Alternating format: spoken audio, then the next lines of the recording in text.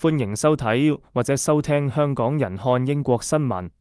今次呢集係來自天空新聞嘅報導，英國倫敦同其他地區因為社交媒體煙鴿號召，導致大批青少年突然聚集，引發混亂同反社會行為。喺倫敦加納咸 Clapham， 有人衝出馬路阻塞交通，甚至出現襲擊事件。警方先後拘捕多名少女，並表明會取零容忍態度，未來可能有更多人被捕。同時，類似情況亦蔓延到羅茨地 Rochdale， 當地警方已經實施48小時驅散令，加強巡邏應對。警方提醒年輕人唔好以為只係玩，因為一旦犯法，隨時會留案底，影響自己嘅將來。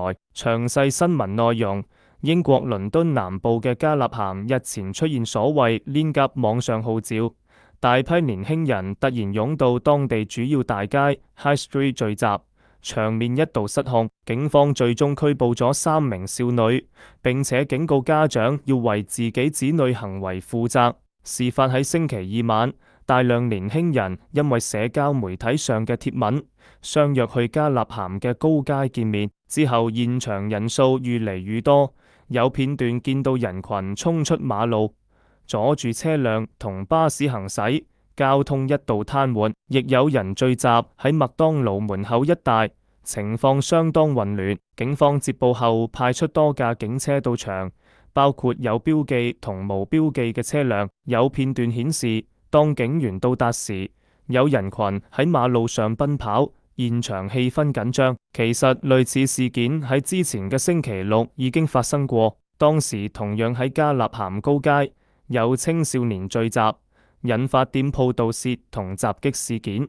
警方拘捕咗3名少女，分別2名16歲同1名15歲。而喺星期二嘅行動入面，警方增派咗大約100名警員到場，但期間仍然有4名警員同1名市民被襲擊。到咗星期三，倫敦警察公布最新進展，表示星期二晚拘捕嘅3名少女，分別係1名17歲同2名13歲，涉嫌襲擊緊急服務人員。當中17歲少女已經被起訴，並獲准保釋，將會喺本月稍後時間上庭。另外2名13歲少女亦已經保釋。警方強調，即使暫時未被捕，都唔代表唔會被追究，並表示未來幾日可能會有更多人被拘捕。警方亦表明會取零容忍態度，未來會加強巡邏，並使用驅散令，防止同類事件再次發生。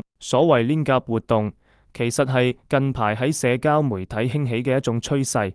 有人喺平台例如 TikTok 發帖，號召大量人去同一地點集合。不過警方警告，呢類活動好容易失控，甚至變成嚴重暴力事件。負責當地治安嘅總警司邦德 Emma Bunn 就提醒年輕人唔好以為只係玩下，因為一旦參與暴力或混亂行為，隨時會被捕，仲可能留案底，影響將來揾工甚至出入境。另外，類似情況亦蔓延到英國其他地區。大曼徹斯特嘅羅茨地，警方因為近日出現青少年反社會行為，包括騷擾店員同破壞財物，已經頒布48小時驅散令。警方表示，任何人如果喺指定範圍內聚集，都可能被要求即時離開，否則有機會被捕。措施亦係為咗保護當地商戶同確保市民可以安全禁過週末假期。警方再次強調，